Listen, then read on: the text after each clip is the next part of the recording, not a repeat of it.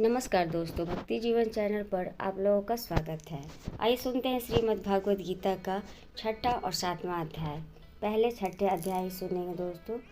छठे अध्याय में कर्मयोग का विषय और योगारूढ़ के लक्षण, काम संकल्प त्याग का महत्व बताया गया है। तो आइए सुनते हैं।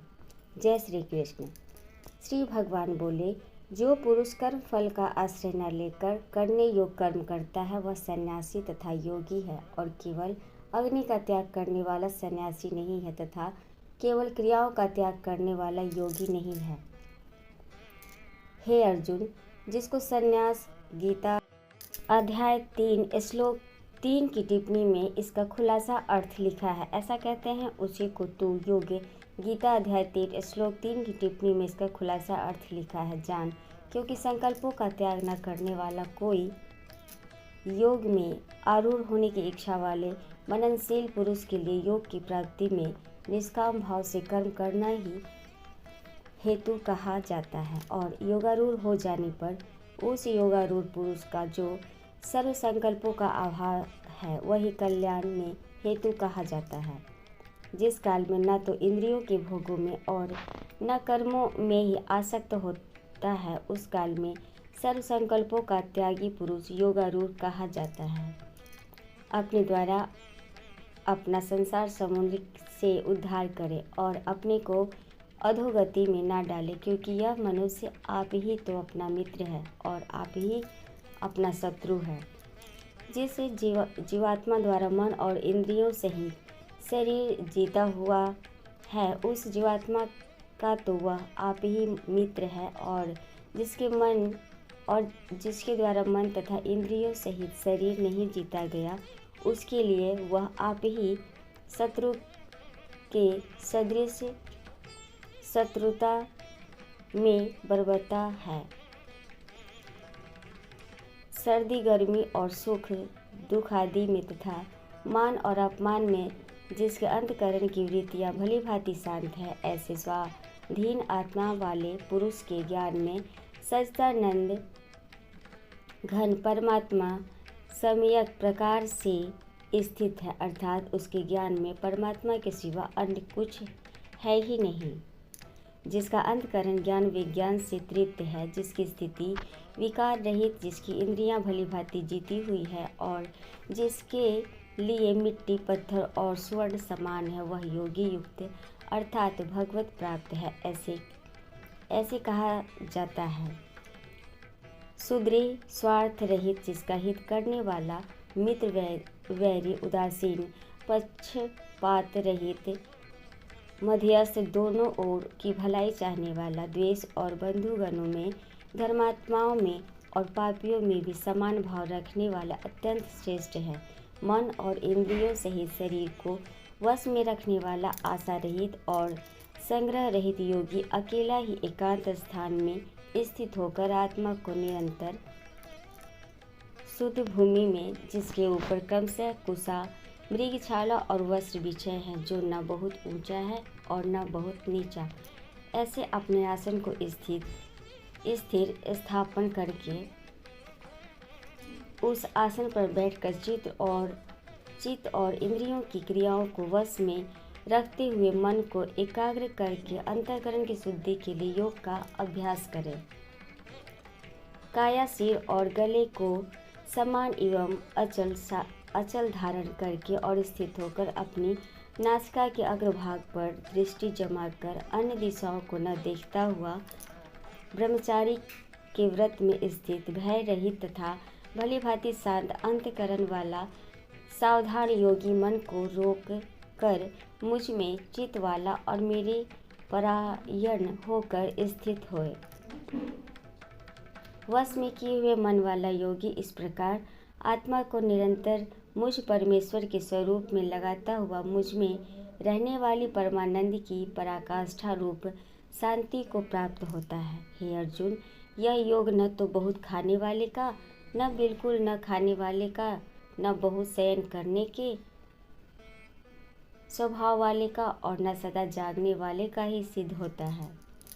दुखों का नाश करने वाला योग तो यथा योग आहार विहार करने वाले का, कर्मों में यथा योग चेष्टा करने वाले का और यथा योग सोने तथा जागने वाले का ही सिद्ध होता है।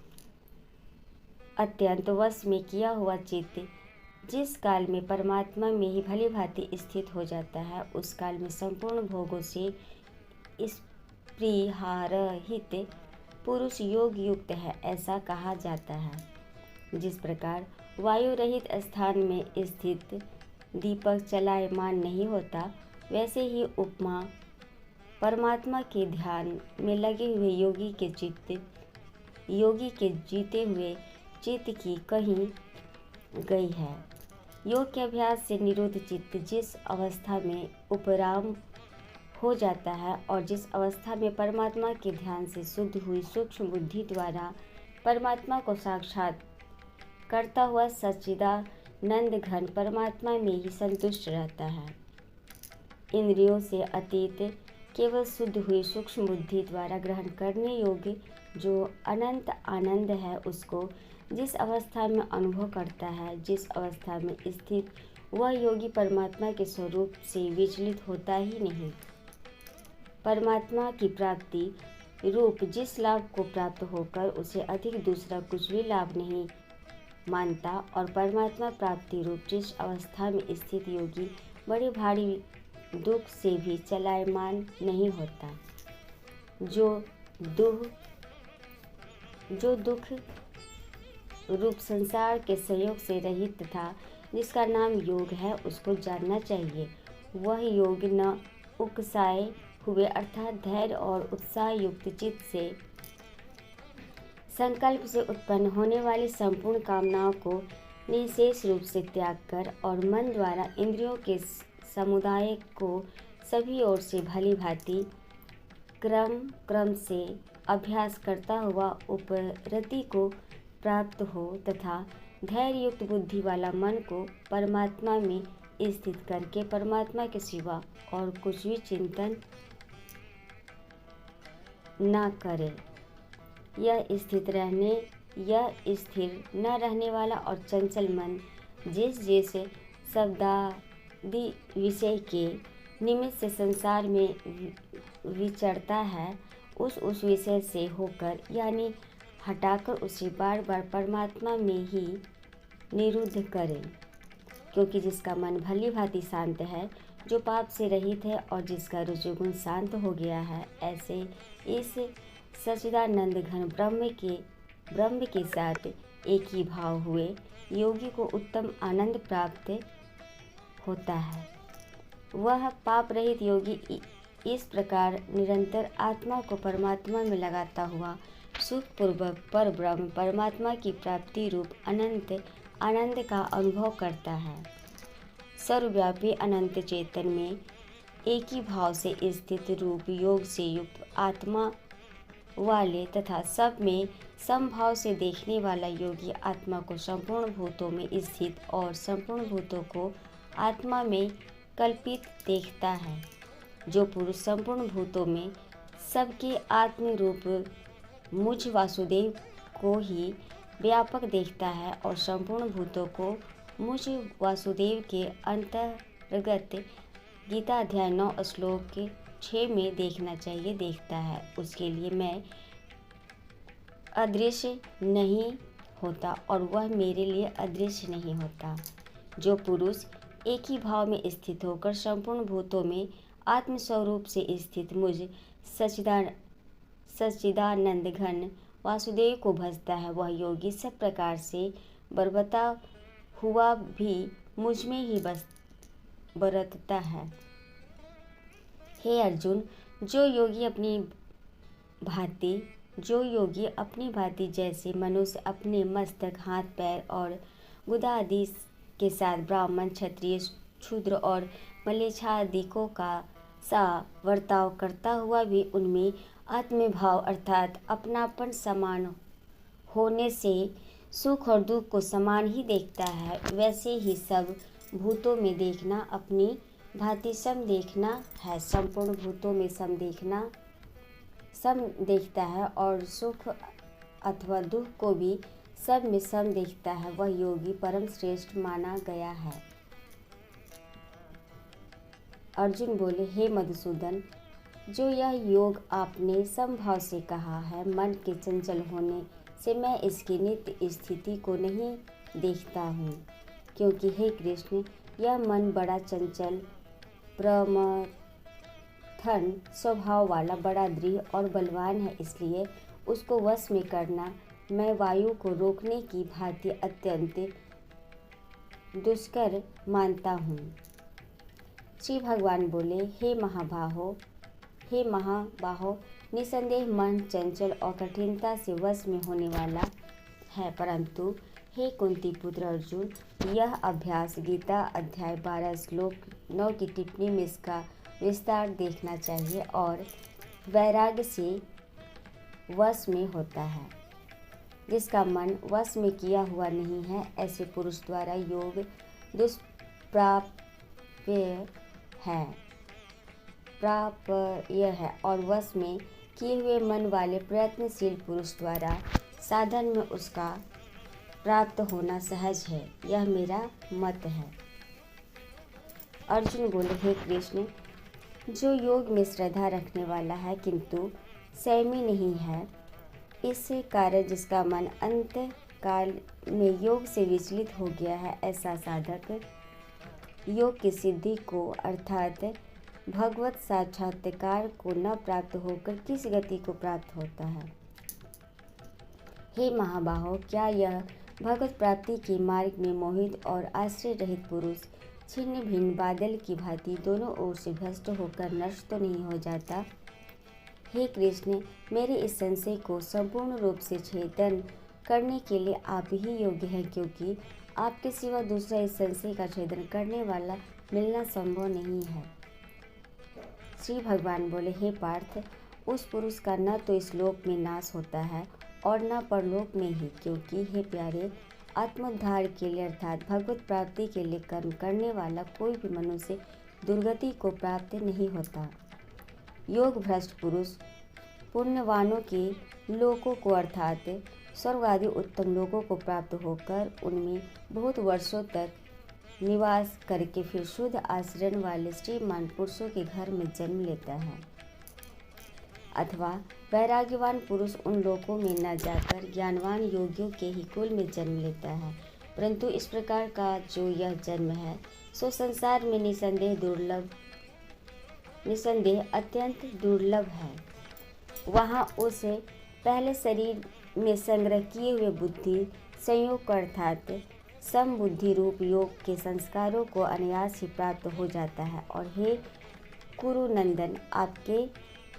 कुरुनंदन, उसके प्रभाव से वह फिर परमात्मा के प्रतिरूप सिद्धि के लिए पहले से भी बढ़कर प्रयत्न करता है।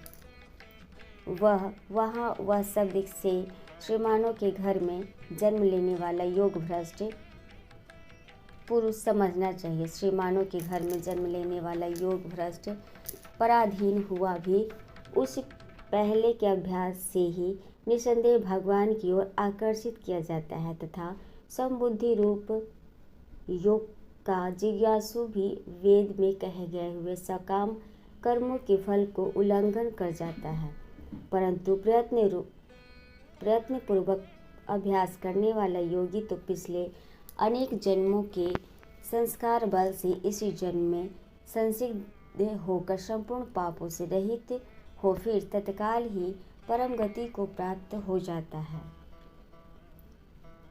योगी तपस्वियों से श्रेष्ठ है, शास्त्र ज्ञानियों से भी श्रेष्ठ माना गया है और सकाम कर्म करने वालों से भी योगी श्रेष्ठ है। इससे हे अर्जुन, तू योगी हो। संपूर्ण योगियों में भी जो श्रद्धावान योगी मुझ में लगे हुए अंतरात्मा से मुझको निरंतर भजता है, वह योगी परम श्रेष्ठ मान्य है। श्रीमद् भागवत गीता का 6ठा अध्याय। ओम हरि तत्सत। अब 7वां अध्याय सुनते हैं दोस्तों। श्री भगवान बोले, हे पार्थ, मुझमें अनन्य प्रेम से आसक्त हुए मन वाला और अत्यंत भाव से मेरी परायण होकर योग में लगा हुआ मुझको संपूर्ण विभूति बल ऐश्वर्य आदि गुणों से युक्त सबका आत्मरूप जिस प्रकार संशय रहित जानेगा, उसको सुन। मैं तेरे लिए इस विज्ञान सहित तत्व ज्ञान को संपूर्णता से कहूँगा कि जिसको जानकर संसार में फिर कुछ भी जानने योग्य शेष नहीं रहता। हजारों मनुष्यों में कोई एक मेरी प्राप्ति के लिए यत्न करता है और उस यत्न करने वाले योगियों में भी कोई भी पुरुष मेरे परायण हुआ मुझको तत्व से जानता है। पृथ्वी, जल, तेज, वायु तथा आकाश और मन, बुद्धि एवं अहंकार, ऐसे यह 8 प्रकार से विभक्त हुई मेरी प्रकृति है। यह 8 प्रकार के भेदों वाली जो अपरा है अर्थात मेरी जड़ प्रकृति है। और हे महाबाहो, इससे दूसरी को मेरी जीव रूपा तथा अर्थात चेतन प्रकृति जान कि जिससे यह संपूर्ण जगत धारण किया जाता है। हे अर्जुन, तू ऐसा समझ कि संपूर्ण भूत इन दोनों प्रकृतियों परा अपरा से उत्पन्न होने वाले हैं और मैं संपूर्ण जगत की उत्पत्ति तथा प्रलय रूप हूँ अर्थात संपूर्ण जगत का मूल कारण हूँ। हे धनंजय, मुझसे भिन्न दूसरा कोई भी परम कारण नहीं है। यह संपूर्ण सूत्र में मणियों के सदृश मुझ में गुथा हुआ है। हे अर्जुन, जल में मैं रस हूँ, चंद्रमा और सूर्य में मैं प्रकाश हूँ, संपूर्ण वेदों में प्रणव ओम मैं हूँ, आकाश में शब्द और पुरुषों में पुरुष तव मैं हूँ, पृथ्वी में पवित्र गंध और अग्नि में मैं तेज हूँ, संपूर्ण भूतों में मैं जीवन हूँ अर्थात जिससे वे जीते हैं वह तत्व मैं हूँ तथा तपस्वियों में तप मैं हूँ। हे अर्जुन, तू संपूर्ण भूतों का सनातन बीज यानी कारण मुझे ही जान। मैं बुद्धिमानों की बुद्धि और तेजस्वियों का तेज हूँ। हे भरत श्रेष्ठ, आसक्ति और कामनाओं से रहित बलवानों का बल अर्थात सामर्थ्य मैं हूँ और सब भूतों में धर्म के अनुकूल अर्थात शास्त्रों के अनुकूल काम मैं हूँ। और जो भी सत्वगुण से उत्पन्न होने वाले भाव हैं और जो रजोगुण से तथा तमोगुण से उत्पन्न होने वाले भाव हैं उन सबको तू मेरे से ही होने वाले हैं ऐसा जान। संपूर्ण वास्तव में परंतु वास्तव में उनमें मैं और वे मुझ में नहीं हैं। गुणों के कार्य रूप सात्विक, राजसिक और तामसिक इन तीनों प्रकार के भावों से यह सारा संसार मोहित हो रहा है। इसलिए इन तीनों गुणों से परे मुझ अविनाशी को वह तत्व से नहीं जानता। यह अलौकिक अर्थात अति अद्भुत त्रिगुणमयी मेरी माया बड़ी दुरुस्त है, परंतु जो पुरुष केवल मुझको ही निरंतर भजते हैं वे इस माया को उल्लंघन कर जाते हैं अर्थात संसार से तर जाते हैं। माया के द्वारा हरे हुए ज्ञान वाले और आश्रित स्वभाव को धारण किए हुए तथा मनुष्यों से नीच और दूषित कर्म करने वाले मूढ़ लोग मुझे नहीं भजते हैं। हे भरतवंशियों में श्रेष्ठ अर्जुन, उत्तम कर्म वाले अर्थार्थी, आर्त, जिज्ञासु और ज्ञानी ऐसे 4 प्रकार के भक्तजन मुझे भजते हैं। उनमें भी नित्य मुझ में एक ही भाव से स्थित हुआ अनन्य प्रेम भक्ति वाला ज्ञानी भक्त अति उत्तम है, क्योंकि मुझे तत्व से जानने वाले ज्ञानी को मैं अत्यंत प्रिय हूँ और वह ज्ञानी मुझे अत्यंत प्रिय है। ये सभी उदार हैं अर्थात श्रद्धा रहित मेरे भजन के लिए समय लगाने वाले होने से उत्तम है, परंतु ज्ञानी तो साक्षात मेरा स्वरूप ही है ऐसा मेरा मत है, क्योंकि वह मदगत मन बुद्धि वाला ज्ञानी भक्त अति उत्तम गति स्वरूप मुझ में ही अच्छी प्रकार स्थित है। बहुत जन्मों के अंत के जन्म में तत्व ज्ञान को प्राप्त हुआ ज्ञानी सब वो वासुदेव ही है। इस प्रकार मुझे भजता है वह महात्मा अति दुर्लभ है। उन भोगों की कामना द्वारा जिनका ज्ञान हरा जा चुका है वे लोग अपने स्वभाव से प्रेरित होकर उस नियम को धारण करके अन्य देवताओं को भजते हैं अर्थात पूजते हैं। जो सकाम भक्त जिस देवता के स्वरूप को श्रद्धा से पूजना चाहता है उस भक्त की श्रद्धा को मैं उसी देवता के प्रति स्थिर करता हूँ। वह पुरुष उस श्रद्धा से युक्त होकर उस देवता का पूजन करता है और उस देवता से मेरे द्वारा ही विधान किए हुए उन इच्छित भोगों को निसंदेह प्राप्त करता है। परंतु उन अल्पबुद्धि वालों को वह फल नाशवान है, तथा वे देवताओं को पूजने वाले देवताओं को प्राप्त होते हैं, और मेरे भक्त चाहे जैसे भी भजे अंत में मुझे ही प्राप्त होते हैं। बुद्धिहीन पुरुष मेरे अनुत्तम अविनाशी परम भाव को न जानते हुए मन इंद्रियों से परे मुझ सच्चिदानंद घन परमात्मा को मनुष्य की भांति जानकर व्यक्ति के भाव को प्राप्त हुआ मानते हैं। अपनी योग्यता से छिपा हुआ मैं सबके प्रत्यक्ष नहीं होता, इसलिए यह अज्ञानी जन समुदाय मुझ जन्म रहित अविनाशी परमात्मा को तत्व से नहीं जानता है, अर्थात मुझको जन्मने मरने वाला समझता है। हे अर्जुन, पूर्व में व्यतीत हुए और वर्तमान में स्थित तथा आगे होने वाले सब भूतों को मैं जानता हूँ, परंतु मुझको कोई भी श्रद्धा भक्ति रहित पुरुष नहीं जानता। हे भरतवंशी अर्जुन, संसार में इच्छा और द्वेष से उत्पन्न हुए सुख दुख आदि द्वंद्व रूप मोह से संपूर्ण प्राणी अति अज्ञानता को प्राप्त हो रहे हैं। निष्काम भाव से श्रेष्ठ कामों का आचरण करने वाला जिस पुरुष का पाप नष्ट हो जाता है, निष्काम भाव से श्रेष्ठ कर्मों का आचरण करने वाले जिस पुरुष का पाप नष्ट हो गया है, वे राग द्वेष जनित द्वंद्व रूप मोह से मुक्त और दृढ़ निश्चय वाले पुरुष मुझको भजते हैं। जो मेरे शरण होकर जरा और मरण से छूटने के लिए यत्न करते हैं, वे पुरुष उस ब्रह्म को तथा संपूर्ण आध्यात्म को और संपूर्ण कर्म को जानते हैं। जो पुरुष अधिभूत और अधिदेव के सहित तथा अधियज्ञ के सहित सबका आत्म रूप मुझे अंतकाल में ही जानते हैं, वे युक्त चित्त वाले पुरुष मुझको ही जानते हैं, अर्थात मुझको ही प्राप्त होते हैं। इस प्रकार उपनिषद ब्रह्म विद्या तथा योग शास्त्र स्वरूप श्रीमद् भागवत गीता में श्री कृष्ण तथा अर्जुन के संवाद में ज्ञान वियोग नामक 7वां अध्याय। ओम तत्सत। हरि ओम तत्सत।